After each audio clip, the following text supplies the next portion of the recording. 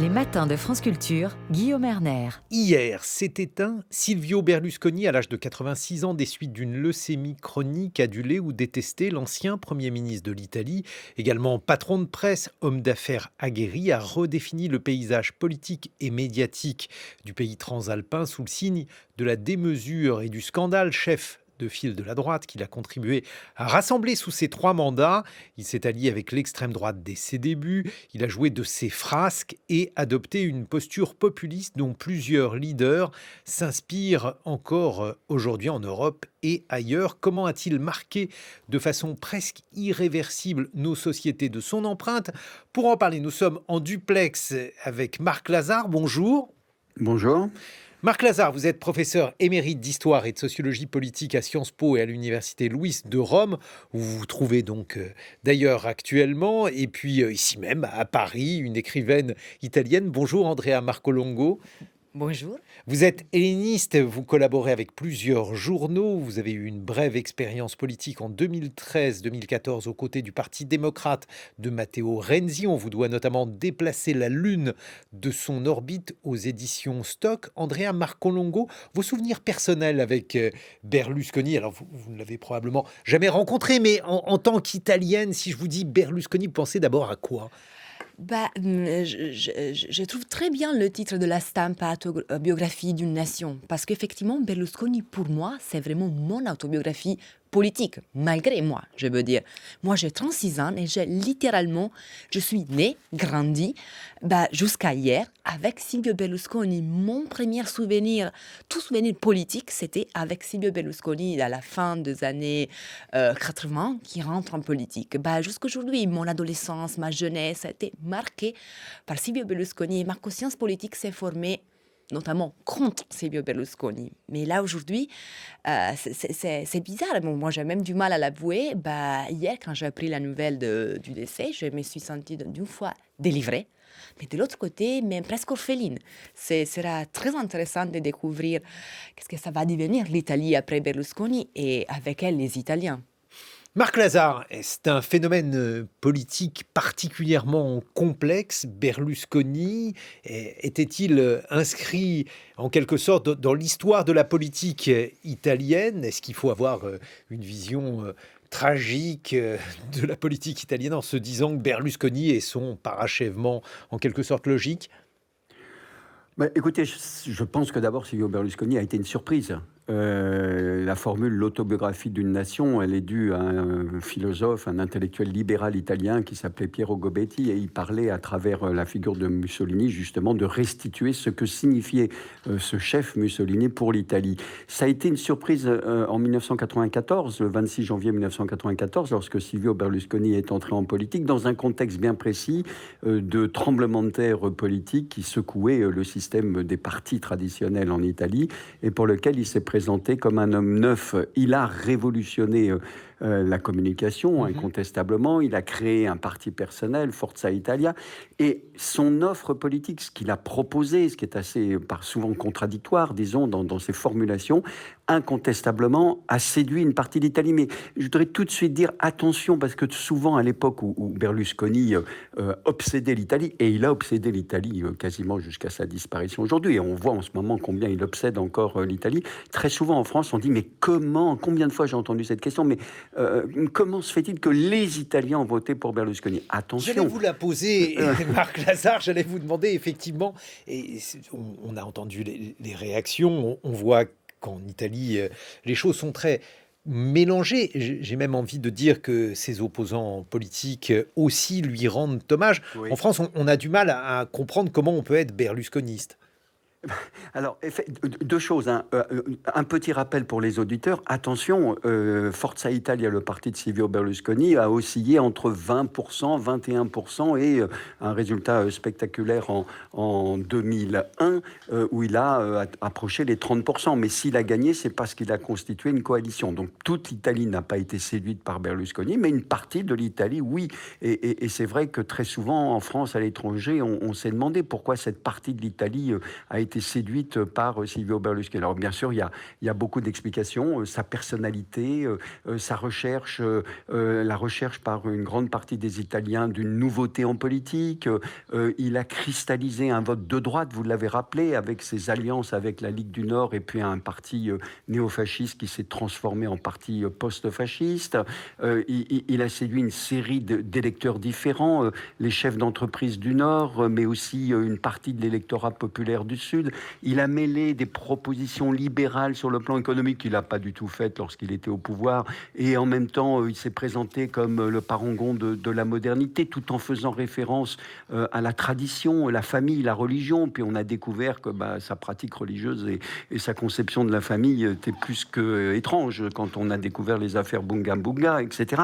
Donc, vous voyez, c'est un ensemble de mélanges composites, mais il y a eu un berlusconisme, et notamment caractérisé d'un point de vue politique, et je termine là-dessus, par deux éléments. L'anticommunisme, même s'il n'y avait plus de communisme depuis 1991. Alors ça, c'est l'humanité qui le rappelle aujourd'hui. Mais à juste raison, il a ravivé une mémoire fraîche de l'anticommunisme. Vous savez que l'Italie abritait le plus puissant parti communiste de l'Europe occidentale. En France, il y a une énorme séduction du parti communiste italien, mais on a négligé qu'il y avait un anticommunisme très fort en Italie. Et il a réactivé cet anticommunisme, et puis il a associé l'anticommunisme à quelque chose qui parle à une partie d'Italie en disant trois choses. Toute la gauche est des communistes parce qu'ils veulent développer encore un État envahissant, tatillon, insupportable, parce qu'ils veulent des taxes, et puis cette gauche, elle est pessimiste, elle est triste, elle est lugubre, et moi, Berlusconi, je suis le symbole de l'optimisme, de la réussite, du succès. Il jouait le contraste. Andrea Marcolongo, même question. Comment peut-on être berlusconiste autour de vous, en Italie? Qui étaient les électeurs de Berlusconi? Comment justifiaient-ils leur vote? Oui, il y a une blague en Italie. Il disait, on avait toujours l'impression que personne votait pour Berlusconi, mais finalement, il rapportait toujours les élections. Donc moi, personnellement, je n'ai jamais connu quelqu'un qui l'a avoué ouvertement d'avoir voté Vous pour n'avez Berlusconi. jamais connu? Non, mais ça, c'était vraiment quelque chose qu'on disait toujours. Personne n'avouait ouvertement de voter, sauf les berlusconistes, voilà. Mais quand même, ils reportaient toujours les élections. Mais en général... Mais ça veut dire quoi? Entre nous, par exemple, dans les milieux intellectuels, on ne croisait pas de berlusconistes? Non, dans les milieux intellectuels, plutôt vraiment, comme je disais tout à l'heure, c'est notamment ma génération, de ceux qui ont entre 30 et 40 ans aujourd'hui, on a formé notre conscience contre Berlusconi. Donc, les milieux intellectuels, notamment, ils s'opposaient. Ça s'est toujours opposé à Berlusconi. Il a fait même presque une mission. Mais en général, c'était plutôt un berlusconisme, moi, je dirais, culturel. Moi, je connais plein de gens qui n'ont peut-être jamais voté pour Berlusconi, mais qui sont berlusconisés voilà, de l'intérieur. Berlusconisés. L'Italie a été énormément berlusconisée, donc ce n'était pas simplement une question d'élection, mais c'était finalement vraiment l'air qu'on a respiré en Italie pendant 30 ans. C'est vrai, à l'étranger, on parle très souvent de ces frasques, ou bien de ces phrases complètement déplacées, de ces propos parfois bizarres. Ce n'est pas le cas en Italie? Oui, on parlait, mais en Italie, on était tellement berlusconisés, on le voit encore aujourd'hui. Des honneurs d'être chef d'État, ils sont reconnus on s'est habitué à vivre avec cette honte, et on l'a, de quelque façon, transformé dans une espèce d'orgueil national. Donc, on avait tous un peu honte de Berlusconi, notamment sur la scène étrangère, mais en même temps, il a vraiment incarné, moi je dirais, personnifié cet esprit, voilà, comme disait Marc Lazare tout à l'heure, de cette gaieté un peu italienne de vivre, cette légèreté quand même d'être face au spectre du communisme, d'une gauche triste peut-être, au pessimisme. Mais vous la viviez ainsi, cette gauche triste, vous diriez?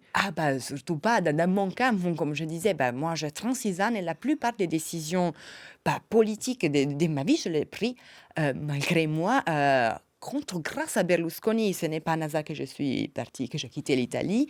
Et quand j'avais 25 ans, je décidais... Il vous a chassé? Oui, mais il a chassé une bonne partie de ma génération, des jeunes Italiens qui sont à l'étranger aujourd'hui, très déçus le type d'Italie qu'il a finalement créé.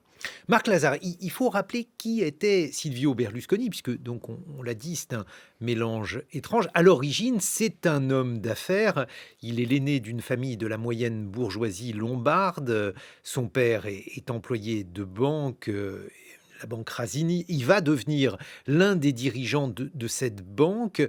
Comment se déroule la première partie de la carrière de Berlusconi? Comment devient-il homme d'affaires, puis homme de médias? Quelles sont les étapes qu'il franchit?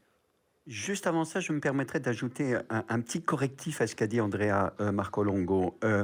Attention, derrière Berlusconi, avec Berlusconi, on le néglige trop. Il y avait un certain nombre d'intellectuels, de journalistes, de professeurs d'université, conservateurs, libéraux, ex-socialistes, justement anticommunistes, et qui, certains ont été fascinés littéralement par Silvio Berlusconi, ou alors ont pensé instrumentaliser Silvio Berlusconi pour justement réaliser une transformation fondamentale de l'Italie. Mais attention, parce qu'on a trop souvent négligé ça en France. Il y a des noms assez célèbres en Italie, surtout justement dans le monde universitaire, certes minoritaire, Andrea a parfaitement raison là-dessus, mais non négligeable. Alors oui, c'est un homme d'affaires.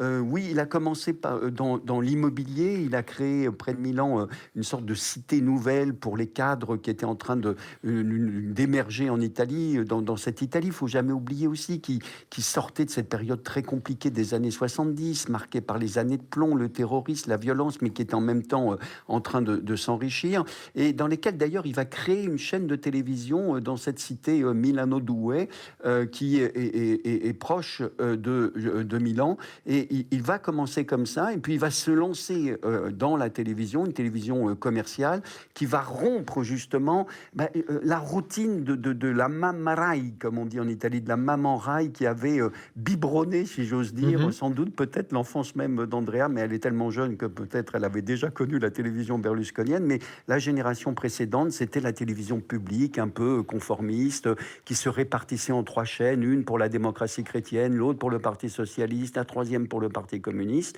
et lui, il va créer une télévision commerciale avec le soutien d'un homme politique important à Milan, le socialiste Bettino Craxi. Et puis, il va investir dans le football, évidemment, c'est le Milan AC. Alors là aussi, je vois dans la presse française, justement, il a le Milan AC, donc tous les Italiens sont fous de football et ils l'ont suivi comme un seul homme. Attention, tout Italien et toute personne qui connaît l'Italie sait que, bien sûr, il y a des supporters du Milan AC, mais il y a tous ceux qui détestent le Milan AC, à commencer par ceux qui sont supporters de l'Inter, la grande équipe rivale du Milan AC. Donc attention à ces facilités. Puis il a créé aussi un groupe de presse très important, un groupe éditorial, des agences de publicité, un conglomérat. Alors là-dessus, il a eu des tas de poursuites judiciaires sur toutes ses affaires, mais il est devenu une des plus grosses fortunes d'Italie.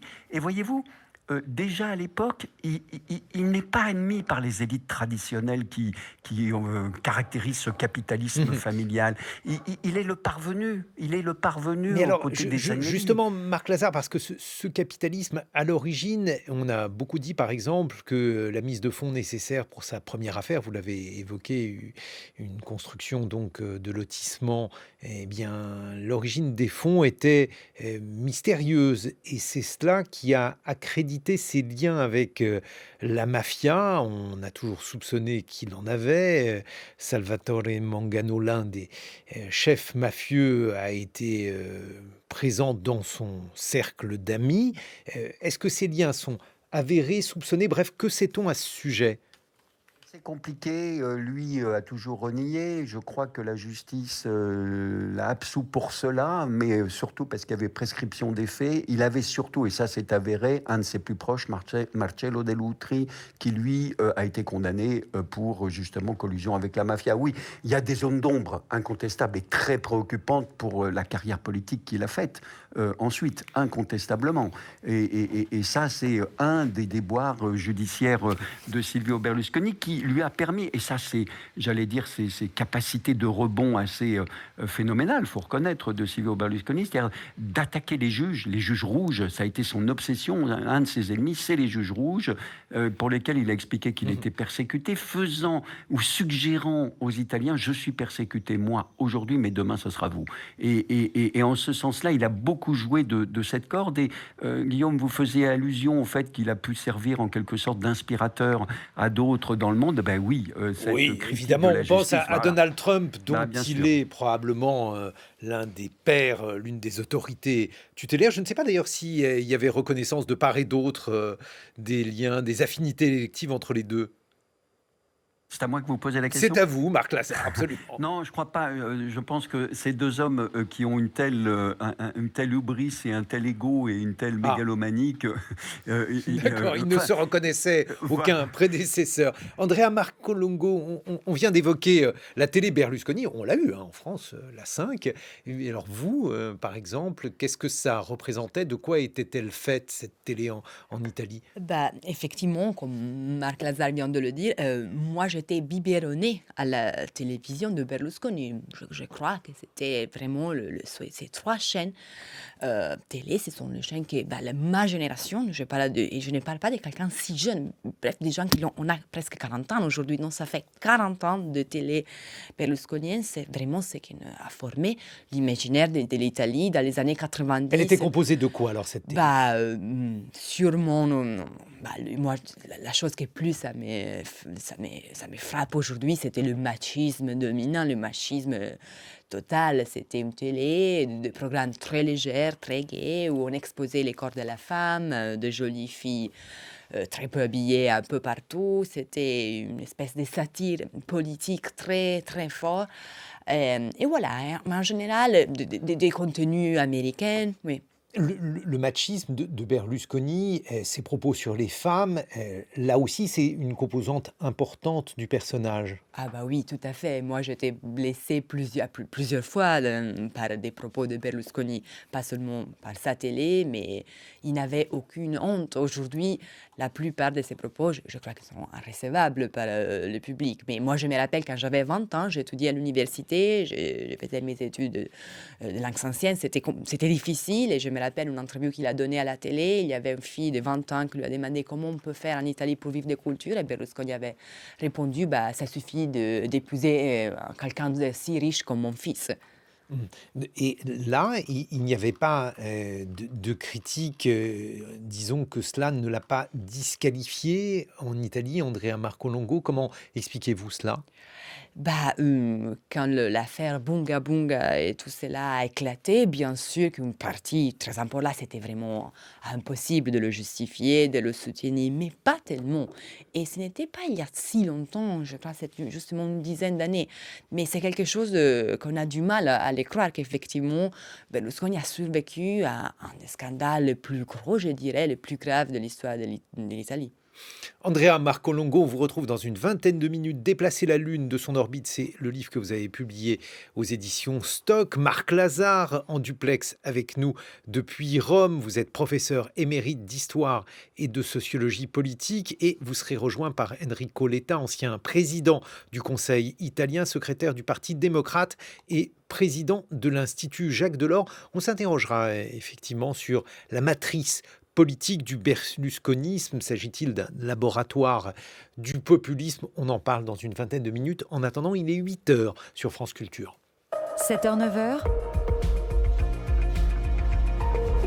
Les matins de France Culture, Guillaume Erner. Et pour parler du décès d'Il Cavaliere Silvio Berlusconi, présenté comme un dirigeant inclassable, par exemple, à la une des Échos, nous sommes en compagnie de Marc Lazare, professeur émérite d'histoire et de sociologie politique à Sciences Po, en duplex depuis Rome. Andrea Marcolongo, écrivaine italienne. On vous doit notamment déplacer la Lune de son orbite. Et nous accueillons également en duplex Enrico Letta. Bonjour. Bonjour. Enrico Letta, vous êtes ancien président du Conseil italien et président de l'Institut Jacques Delors. Pour vous aussi, qui était Silvio Berlusconi, peut-être de manière plus personnelle, puisque j'imagine que vous l'avez croisé? Bon, écoutez, c'est très difficile, presque impossible d'avoir une définition simple, parce qu'il s'agit d'un personnage qui a marqué l'histoire italienne pour 45 ans, au moins 45 ans. Mais c'est pour ça que je beaucoup voulais justement peut-être un mot personnel pour vous qui l'avez côtoyé, approché, même si c'était bien entendu un opposant politique.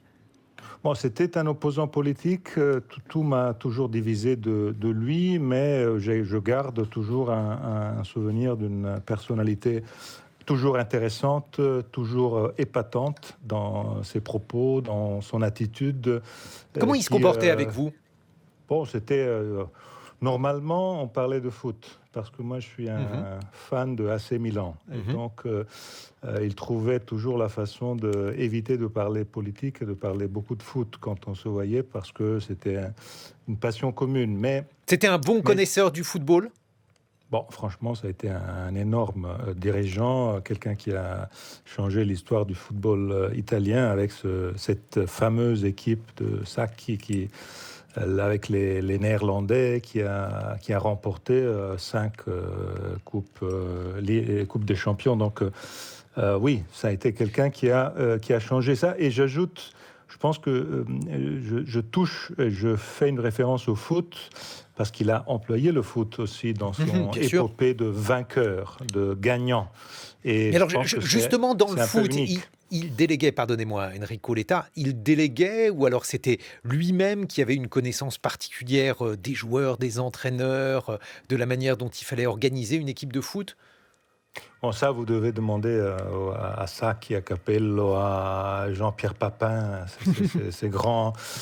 Mais de ce que j'ai écouté en parlant avec quelques-uns des entraîneurs qui étaient avec lui, il voulait être l'entraîneur, mais il se donnait une limite à la fin. Il n'exagérait pas trop. Et donc, à la fin, il déléguait assez à l'entraîneur. Et bon, c'est une des raisons du succès qu'il a eu. Mais c'est intéressant, l'emploi du sport dans la coutume italienne, dans la politique, dans cette épopée de succès qu'il a employé comme narratif et qui a un peu changé le tout. Parce que tous les autres dirigeants politiques, comme moi et les autres, on était des dirigeants et nous sommes des dirigeants classiques. C'est-à-dire, on est dans la politique, point. On ne mêle pas les autres aspects de la vie. Hors des terrains de foot, justement, Enrico Letta, le berlusconisme, s'agit-il d'un populisme, peut-être le premier des populismes qui a donné ensuite Donald Trump, ou bien vous l'analyseriez autrement ?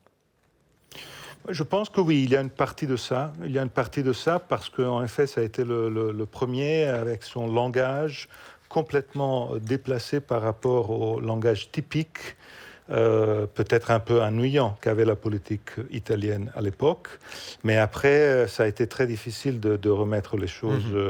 Il a changé vraiment tout dans cet aspect de langage. Moi, j'avais toute autre attitude et je reste convaincu que la politique doit être plutôt sérieuse. Mais alors, justement, est-ce qu'il y avait une prime au clivage ? C'est-à-dire, comme tout ce qu'il disait était clivant, déclenchait des réactions et beaucoup de controverses, est-ce que ça, c'est quelque chose qui l'a aidé, contrairement à ce que l'on pense traditionnellement en politique, il ne faut pas faire lisse, il faut faire rugueux ?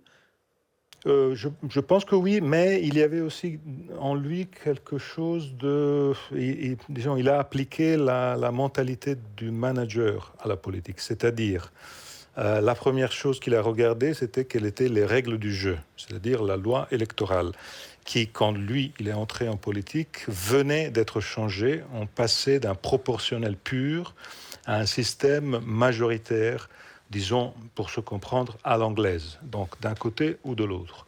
Et ça a été le premier qui lit les règles et les applique un peu comme s'il s'agissait d'appliquer des règles avec lesquelles faire une opération de bourse. Et en appliquant ces règles, à la fin, il a eu raison, parce qu'il a compris que le système majoritaire avait besoin d'un clivage, comme vous venez de dire, et c'est celui qui a emmené le clivage dans la politique italienne, alors que la politique italienne, oui, dans les années 50-60, il y avait le clivage communiste, démocrate chrétien, Moscou, Washington, mais en fait, c'était un système dans lequel, surtout au Parlement, les choses se faisaient avec une capacité de les faire ensemble qui, à partir des années 90, a été abandonné avec ce système qui a été un système ou d'un côté ou de l'autre, et c'est lui qui a inauguré ce système. Cette façon donc de faire de la politique, Andrea Marcolongo, alors dans ces conditions, est-ce que ces opposants auxquels vous apparteniez étaient des personnes qui donnaient plus d'écho encore, parce qu'à chaque controverse, il y avait des polémiques, on ne parlait finalement que de Berlusconi. Est-ce que vous aviez la sensation justement de lui accorder trop d'importance à chaque fois ? Oui, je ne peux que répondre oui, effectivement, pendant 40 ans, la politique italienne s'était réduite plus ou moins à ça, à répondre aux provocations, aux propos de Berlusconi. C'était vraiment lui qui les choisissait, la ligne la politique. Donc oui, j'ai cette impression. C'était très difficile et ça reste très difficile pour la politique italienne de droite et de gauche aussi, vraiment de s'affranchir. Voilà. Ça veut dire que Madame Meloni, par exemple, ne suscite pas les mêmes réactions parmi ses adversaires politiques ? Madame Meloni, c'est un peu différent par rapport à Berlusconi, c'est-à-dire il y a la partie du populisme dont Enrico Letta parlait tout à l'heure, elle est plus grande chez Madame Meloni. La tradition de base est très différente, c'est-à-dire Berlusconi, même si on était alliés à plusieurs reprises, donc Meloni n'est pas un outsider de la politique italienne, elle vient du même champ de Berlusconi, on était alliés plusieurs fois. Mais si Berlusconi venait, il a essayé d'une certaine façon de récupérer les seins du parti de la démocratie chrétienne, de la démocratie chrétienne. Meloni, il a complètement franchi les propos de l'extrême droite, voire du fascisme, mais bien d'une tradition beaucoup plus à droite. Moi, je crois que la différence, c'est notamment entre Berlusconi et Meloni, c'est plutôt l'esprit de l'Italie. Berlusconi, il a incarné une Italie gaie, légère. C'était facile parce que le système économique allait bien à l'époque. L'Italie de Meloni aujourd'hui, c'est une Italie beaucoup plus en colère, beaucoup plus fâchée, beaucoup plus inquiète face à l'avenir. Qu'est-ce que vous en pensez, Enrico Letta ? Moi, je partage complètement ce que Andrea Marcolongo vient de dire. Je pense que c'est une analyse très, très efficace. Et Berlusconi était, en plus, il venait du nord, de Milan, donc il incarnait cette idée d'un moteur italien qui marchait très bien. Et il ne faut jamais, en plus, oublier la force de la télévision, de la télévision commerciale qu'il a incarnée, là aussi, avec une idée de télévision dans laquelle c'était surtout pour rire et pour s'amuser. Il n'y avait pas beaucoup de contenu sérieux quand il a commencé. Et toutes les générations, comme la mienne et celles même des plus jeunes que moi, ont vu le changement entre la télévision sérieuse, disons culturelle qu'on avait avant et le changement avec ce produit de télévision commerciale. Marc Lazare, est-ce qu'il y a un véritable changement culturel avec Giorgia Meloni ? On assiste, je crois, à beaucoup moins de dérapage. Ça veut dire que finalement, le clivage dans la droite dure italienne est quelque chose qui ne s'opère plus avec les mêmes méthodes ? Alors attention, d'abord Giorgia Meloni, bien sûr, elle a été ministre d'un des gouvernements de Silvio Berlusconi, ministre de la jeunesse, mais elle vient d'une autre famille politique. C'est important, bien rappeler aux auditeurs. Bien sûr, d'ailleurs, je vous propose de nous dire en quoi ils ont été alliés et adversaires. Elle a rendu un hommage vibrant à Silvio Berlusconi, qui a été justement l'artisan de cette coalition de centre-droit, qui a gagné 3 fois, mais attention, qui a été aussi battu 2 fois par Romano Prodi. 2 fois, Berlusconi a échoué, mais 3 fois, il a gagné. C'est une coalition de centre-droit qui regroupait Forza Italia, la Lega et le parti post-fasciste Alliance Nationale. Maintenant, Giorgia Meloni, elle vient de cette famille politique, dont elle ne renie d'ailleurs en aucun cas ses origines, pour lesquelles elle proclame même une fidélité au mouvement social italien, c'est-à-dire pas simplement au post-fascisme, mais au néo-fascisme, même si on ne peut pas la résumer comme étant fasciste. Elle est d'une droite radicale, extrême, conservatrice, traditionnaliste, mais dorénavant, c'est une coalition de droite-centre, dominée par elle. Et c'est un renversement spectaculaire, parce que là, on insiste, et c'est normal, sur justement les succès de Silvio Berlusconi, mais depuis 2011, c'est un grand déclin, c'est un lent déclin. déclin, un lent déclin électoral, une désillusion de ses électeurs. Et Giorgia Meloni, aujourd'hui, je crois que d'un côté, elle est l'héritière de cette transformation fondamentale de la politique par Silvio Berlusconi, c'est-à-dire de la personnalisation en politique. Les partis avant Silvio Berlusconi, la démocratie chrétienne, le Parti communiste italien, le Parti socialiste italien, bien sûr, avaient des leaders importants, De Gasperi, Fanfani pour la démocratie chrétienne, Aldo Moro, Enrico Berlinguer, Palmiro Togliatti avant pour le Parti communiste, Bettino Craxi pour le Parti socialiste. Mais la révolution berlusconienne, c'est la personnalisation grâce à ces télévisions et grâce à ses capacités personnelles. C'est un formidable vendeur, Silvio Berlusconi. Alors ça, c'est ce que vous avez dit, Enrico Letta. Vous avez beaucoup insisté sur le fait qu'il a bien entendu usé de la télévision, de sa télévision, de son empire médiatique, d'une forme de truculence qui le distinguait également des autres forces politiques traditionnelles. On a beaucoup évoqué parmi les zones d'ombre ces liens avec la mafia. Que sait-on aujourd'hui à ce sujet ? 30 ans d'histoire très complexe et très compliquée avec la justice. Ça a été une de ses luttes principales, qui a été une lutte aussi qui est devenue une lutte politique. Donc c'est un aspect controversé, très controversé de toute son histoire politique. Ce qui a rendu le tout très, très compliqué, très complexe, même aujourd'hui à raconter, c'est cet aspect dans lequel, ce que Marc Lazare venait de dire, c'est-à-dire une personnalisation totale, c'est-à-dire une personne qui était en même temps une partie de la société italienne, mais de tous les points de vue, pas seulement du point de vue politique. Et cette totalisation de sa personnalité, qui aussi a eu cet aspect très controversé de scandale et de lutte contre les juges, est devenu quelque chose qui reste comme une continuité.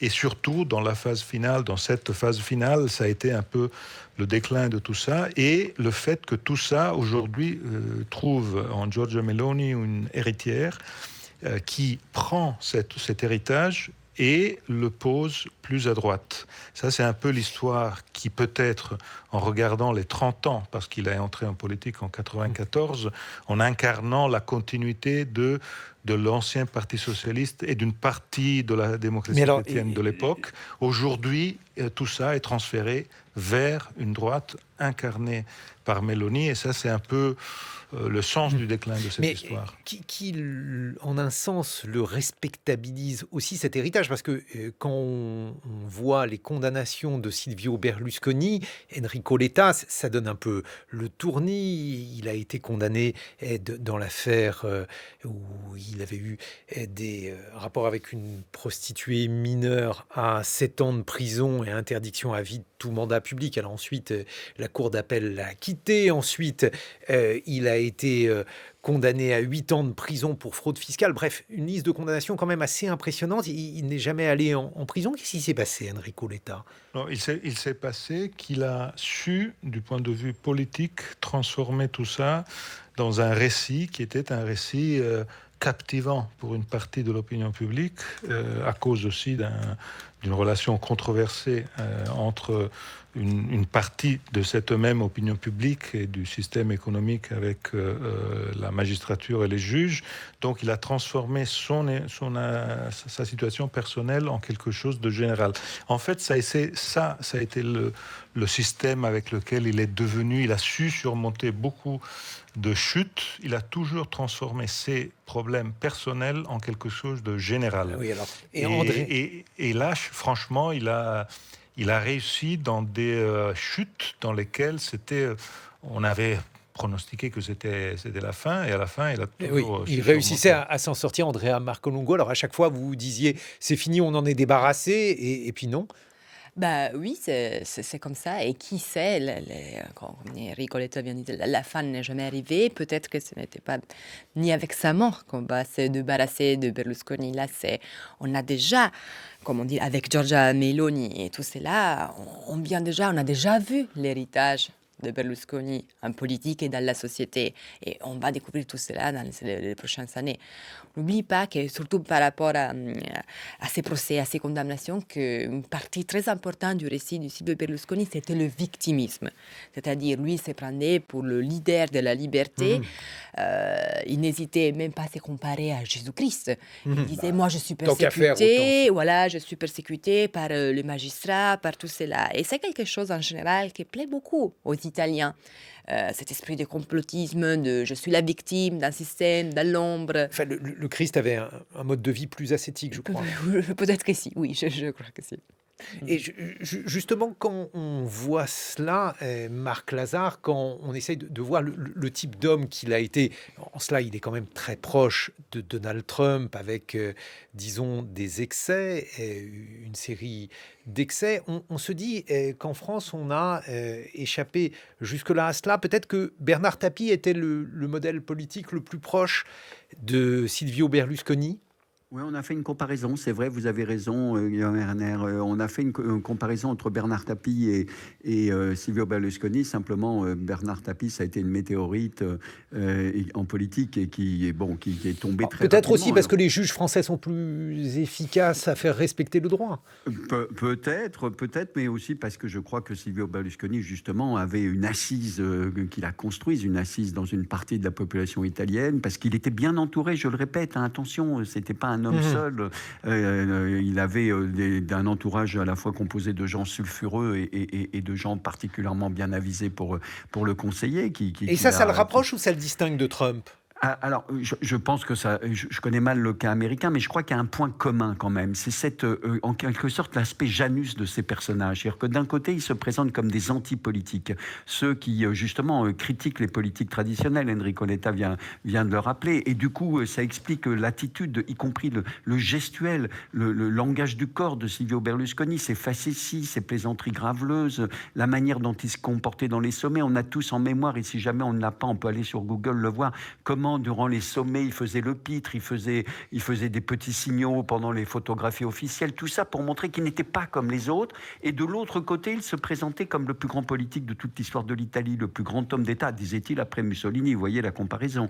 Et donc, c'est cette ambivalence, c'est-à-dire d'un côté, je ne suis pas comme les autres, mais je suis meilleur que les politiques traditionnelles. Et ça, c'est un élément à la fois de son style populiste, et ça confortait justement un électorat composite, là aussi, parce qu'il y avait ceux qui croyaient en lui, encore une fois, qui disaient oui, voilà, on a avec Silvio Berlusconi un homme nouveau en politique, et ceux qui disaient Silvio Berlusconi, c'est l'incarnation de tout ce qu'on déteste en politique. C'est cette capacité à jouer sur ces deux aspects qui a fait aussi la force politique de Silvio Berlusconi. Mais alors, Enrico Letta, lorsque l'on voit ce personnage haut en couleur, avec une dimension à la fois extrêmement sérieuse, hélas, et cette dimension bouffonne, on songe par exemple au portrait de Mussolini que fait le romancier Antonio Scurati dans M. Est-ce que c'est légitime ? Est-ce que c'est comme ça que vous verriez les choses aussi ? Bon, franchement, non. Je trouve qu'il y a des différences qui sont portées évidemment par l'histoire, les temps différents dans lesquels on vit et il a vécu. Je souligne surtout, parce que selon moi, c'est la vraie différence entre Berlusconi et le reste des leaders populistes, le rôle de la télévision commerciale. C'est-à-dire le fait qu'il a inventé en Italie une télévision qui était l'alternative à la télévision d'État. Et donc, il a incarné un choix différent qui entrait dans les ménages de tous les Italiens, de toutes les Italiennes du Sud et du Nord. Et tout ça était, normalement, c'était pour faire rire, pour des sentiments, des émotions positives ou simples. Il y avait pas beaucoup de sérieux dans ces télévisions et à la fin les Italiens ont aimé ça parce qu'on sortait, ça c'est important de citer cet aspect-là, on sortait de ce qu'en Italie on appelait les années de plomb, c'est-à-dire les années 70, les brigades rouges, années dans lesquelles on ne sortait pas de la maison le soir, dans lesquelles il y avait peur. Alors lui, il a incarné dans les années 80 une volonté de rire, de s'affirmer, De tourner de vivre la bien, page de par tourner rapport la page. Voilà. à cette Et tout période. ça, c'était avant son entrée en politique.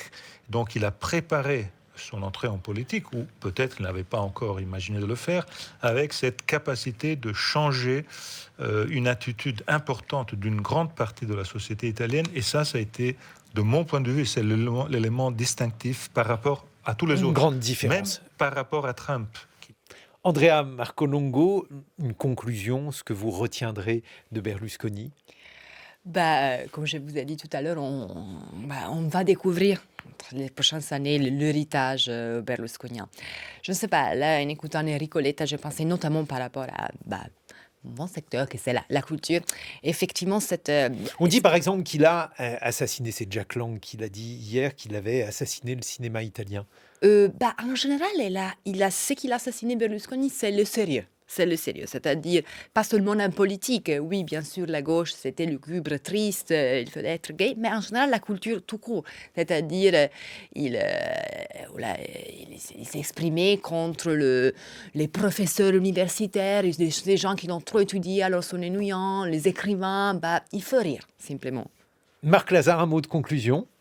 Je crois que Berlusconi est décédé, mais que le berlusconisme laissera des traces, incontestablement. Ça laissera des traces profondes en Italie. Reste à savoir qu'est-ce qui va prospérer là-dessus. Giorgia Meloni se positionne. On peut s'interroger aussi sur le destin du parti. Mais surtout, il a laissé effectivement des traces culturelles, mais au sens large du mot, c'est-à-dire une manière de penser et d'agir en politique qui effectivement demeure. Et puis, il a soulevé une série d'interrogations sur le devenir de la démocratie italienne. Incontestablement, il a voulu la bousculer. En même temps, il a été en quelque sorte assimilé, métamorphosé par cette démocratie. Et par conséquent, oui, Berlusconi est décédé. Il va y avoir des grandes funérailles donc demain à Milan, des funérailles d'État. Et en même temps, le berlusconisme, je ne dirais pas qu'il prospère, mais il y a en quelque sorte un humus qui va rester. Merci beaucoup Marc Lazare d'avoir été avec nous. Je rappelle que vous êtes professeur émérite à Sciences Po. Merci également à vous, Andrea Marcolongo, de nous avoir éclairé sur votre vision du berlusconisme. Et puis merci enfin à Enrico Letta qui était également en duplex avec nous.